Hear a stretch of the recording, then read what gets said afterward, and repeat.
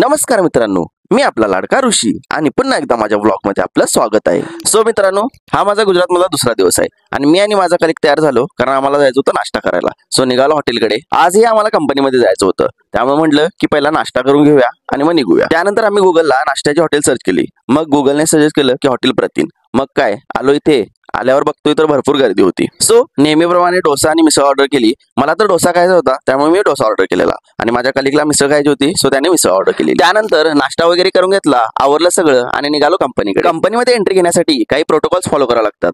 मग आलो गेटवर आणि गेट पास बनवला. गेट पास मिळाल्यानंतर कंपनीमध्ये आलो, कंपनीचं काम केलं. तोपर्यंत लंच टाइम झाला, सो लंच करून घेतला. लंच झाल्यानंतर राहिलेलं काम करून घेतलं आणि मग आलो कंपनीच्या बाहेर. संध्याकाळ पण झालेली आणि चहाचा मूड पण, सो चहा पिऊन घेतला आणि आलो हॉटेलवर. हॉटेलमध्ये आल्यानंतर पहिल्यांदा आवरून घेतलं कारण आम्हाला जायचं होतं डिनर करायला. सो फायनली आलो इथे. मेन्यू कार्ड बघितलं, व्हेज कोल्हापुरी ऑर्डर केली आणि मस्तपैकी जेवून घेतलो. तर मित्रांनो, कसा वाटला आजचा व्लॉग? आवडला असेल तर नक्कीच लाईक करा, शेअर करा अँड डू फॉलो.